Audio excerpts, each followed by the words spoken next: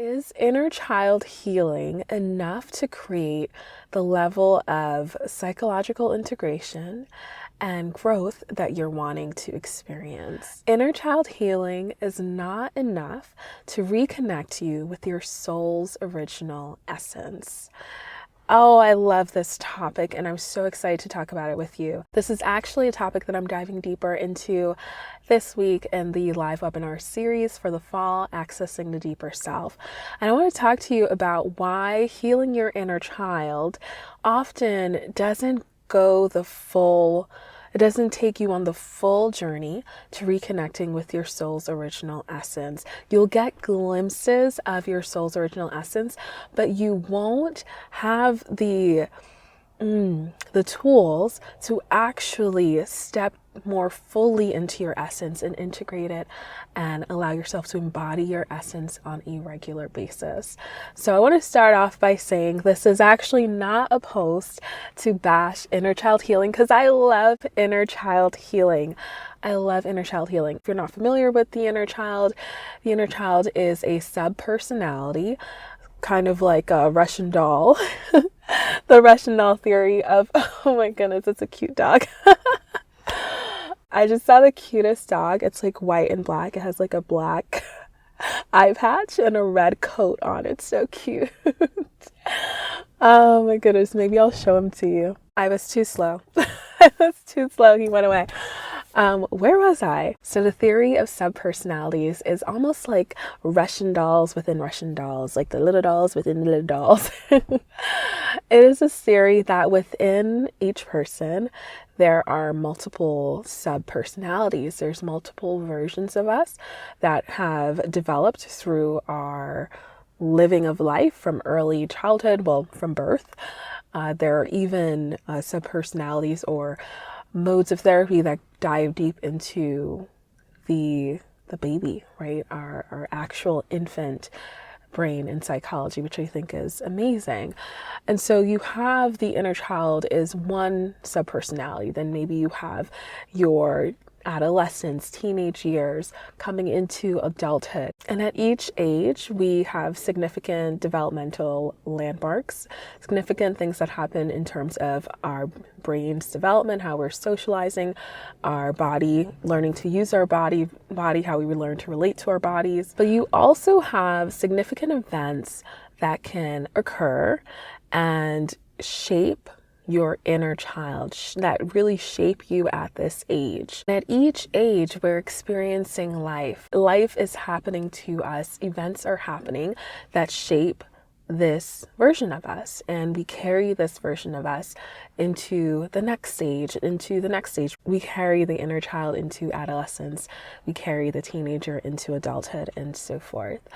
And so as you can see, it's almost like a ripple effect. And the beliefs that we take on, the experiences that we have, you can see how they start to bleed into the years that are moving forward, right? I love this. I saw this recently. Oh, I don't think I'll be able to remember it precisely to actually phrase that correctly. But it's this idea that instead of walking forward into the future, we're walking backwards into the future. So it's almost changing our perception of time rather than, and I saw someone recently who explained this beautifully, and it's so in line with manifesting as well, where it's the seeds of what we put out into the future. We seed that in the now. We lay those foundations now, and the picture starts to fill into the future. So you can see how the past is so much a part of the future. And it's actually this very conceptualization of time and this idea that there is, an unchanging essence, something that you want to get back to, that your child self had, that is now lost. The goal with working with the inner child is essentially reparenting the inner child and giving the inner child access to understanding, perspective, love, nurturing, all the things that it was missing, all the things that actually support a secure and nourishing childhood. All the things that you actually needed or desired in childhood in order to feel securely attached to your caregivers, your world, to feel safe in your world, to feel understood and seen, to feel known, to feel like you were free to play, that you didn't have all these responsibilities. And so every single person has their own inner child wound, their own fears that are birthed from what they experienced in early childhood or later in childhood. But where I find inner child healing actually falls short is that it actually will have you trying to heal, trying to mend things that actually don't have an origin within you. When done well, inner child healing will connect you to this essence of playfulness, this essence of joy that you innately are. But what I find limiting about inner child healing and why I think it's actually not enough is because there are certain wounds, certain things that your inner child picked up because those around you in your environment were holding those bags or holding that, also carrying that wound.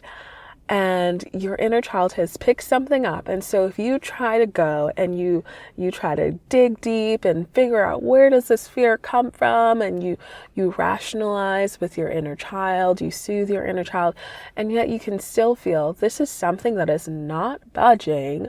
I cannot find the root of it. And so this is where I find that inner child healing actually, there is a point where we have to begin to shift our approach. Rather than trying to get back to a younger version of yourself that you feel is holding a gem, a precious gem that you want to retrieve from them, or want to just kind of dust the dirt off, dust the ickiness that you've picked up on along the way, and let that gem shine brightly. Rather than trying to find that in an old version of you, there's two things that I actually think would benefit you is, number one, working with your inner child to actually reveal your inner child's essence, the essence of your inner child, not even an old version of you, but the actual essence of your inner child. Because even within the conceptualizing of that subpersonality or tuning into that subpersonality, you may start to approach the inner child from the standpoint of adult you and actually almost miss the magic of what your inner child was. It's like this meta relationship that you have with you is actually limited by your expectations of the inner child. And the inner child actually starts to take on these expectations and these, it's kind of like when you are talking to someone, and if your assumption is they're this kind of way and that person doesn't have a firm kind of, they're not grounded in who they are, they can appear to you to be that way. Like, sure, if that's, how you're going to treat me, then I guess that's how I am. And we do this subconsciously as well. If I come to you and let's say I leave you to watch my dog, and I say, I know you're really responsible and I know you're going to take good care of my dog. You feel like you're going to rise to the occasion. You're like, yeah, I'm responsible. I'm going to rise to this occasion. And so sometimes when we're dealing with our subpersonalities, it's that same process that is actually going on, where our expectations, the way that we are coming into the relationship is actually also influencing the relationship. And it's almost like you need to pierce that veil and actually see your inner child, feel your inner child, the essence beneath that. And that is your original soul essence. It is not just something that is held within your inner child, but when your inner child actually realizes that they are this essence, healing occurs. Because that version of you realizes, oh, I don't have I don't have this fear that I picked up from mom. That's mom's fear, and I don't know where she got it from, and I hope she she can release it as well. Or I don't have this thing. Like, this is not even me. This is not even me. This is not even me. This is who I am. This is who I am. Right? And so there is, when we are able to do that, when we're able to connect to the inner child in that way and have that moment, that big aha moment of, oh, wait. Oh, yeah. Oh, yeah. I am this brilliant, bright, amazing soul, this creative, bright light. I am not this stuff. Right? I don't know what it is, what that is, but that's not actually what I am. Then the true self can emerge.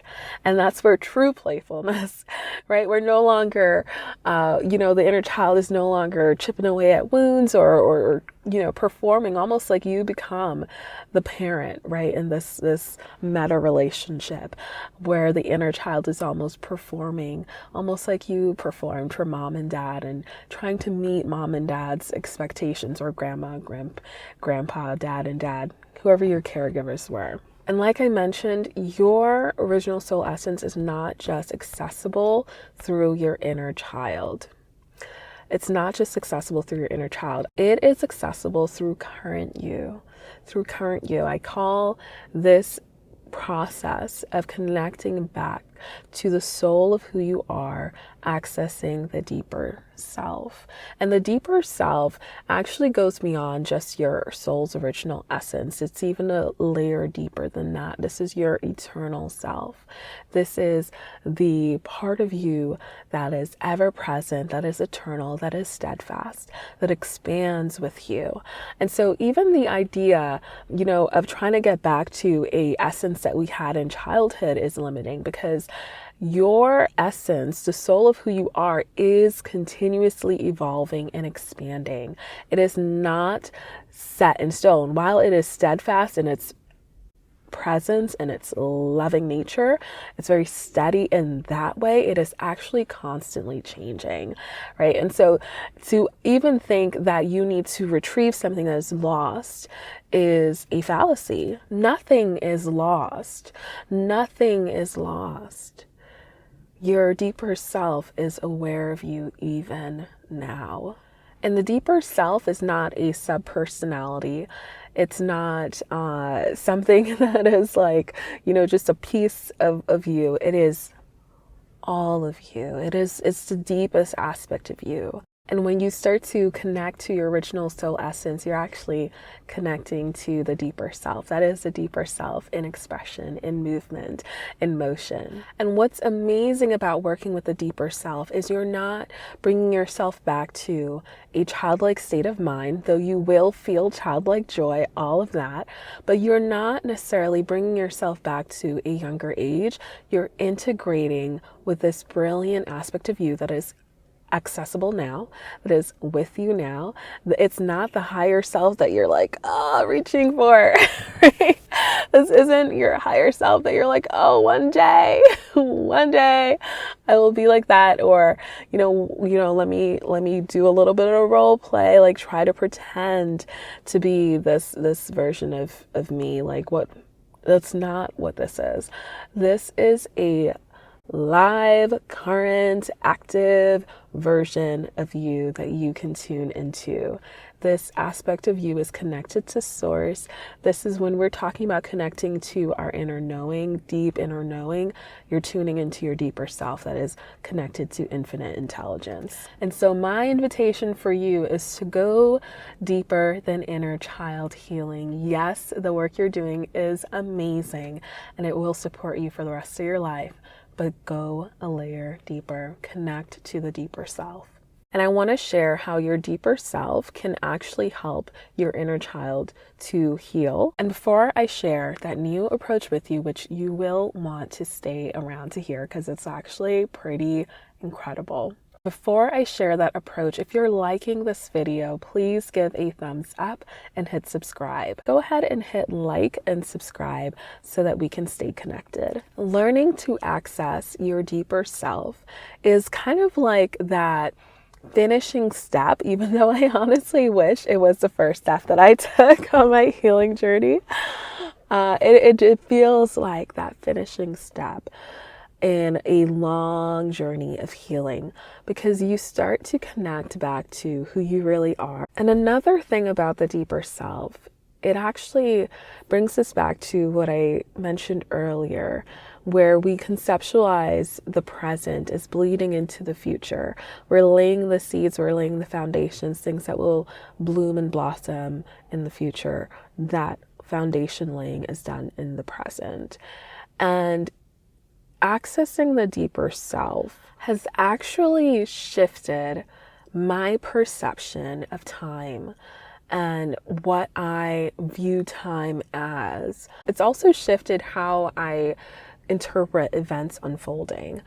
This may sound a little trippy, but once you learn to play with your deeper self, and this is something that I'll get into in later webinar series, as there's so much that I want to share with you. But once you learn to, when you understand the mind from the perspective of your deeper self, you actually are able to come back to almost like the original, I call it the original essence of the universe almost. You're no longer limited by ideas and concepts as they appear now, so limitations. You're no longer limited by, I call it the world of limitations, where we start from one expansive thing, and through life we often funnel in, we get specialized, almost like we get really hyper focused in on a specific thread of something, and then we spend our entire life trying to, let's say you're working on a belief around worthiness. You're on this very, very specific piece of a thing, and you're trying to work that putty back into worthiness versus zooming back out into the original essence of who you are. Do you ever feel that? And I think, a lot of that is natural. We're told that's what we're supposed to do, and what we should do is try to rework those old beliefs. But it's like we're working with something that's already formed, and if you were to zoom back out, almost come back to the just block of clay before it was formed and funneled into the specific knot, you could actually access a totally, I don't want to call it a pure state, but it's a more expansive state. All right, that's going to be the next video perhaps. I think we'll end it there. I think that is a lot to chew on and to reflect on. So again, inner child healing is beautiful, it's wonderful, and you want to take the next step to connect to your deeper self if you'd like to reclaim and integrate your original soul essence. If you'd like to continue to go deeper with me, the fall webinar series is live, it's available. If you would like to get specifically the replay for this week's webinar on inner child healing and getting back to this essence, where I actually lead you through a practice, a meditation to make this step, take this next step with your inner child to actually sense and open up to your original essence.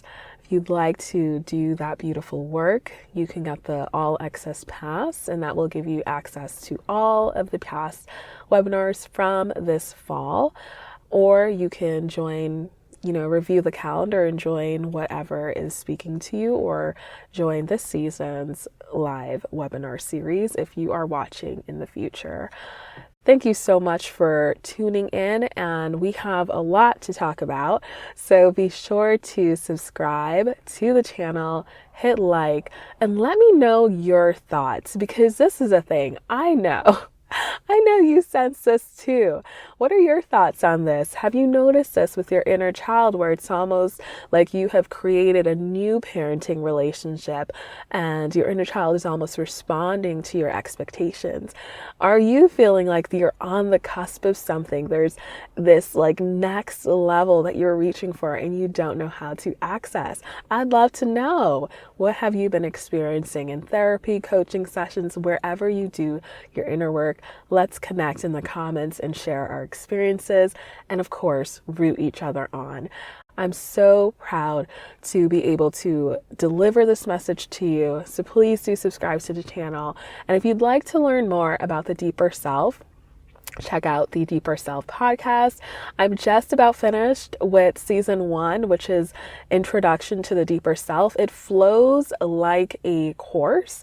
So if you try to listen to like episode 5 and you're like, what is she on about? You need to start from episode 1.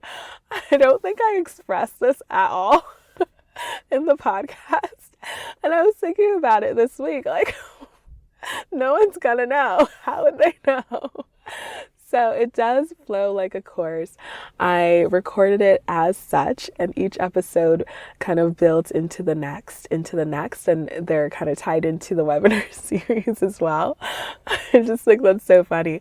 So definitely listen from episode 1 and tune in this weekend for episode 10, the last episode in this season. I'd love to connect with you there. See you later, alligator. Thanks for watching. Get the daily meditation to access the deeper self at uniquebell.com/daily meditation. The link is in the description box below.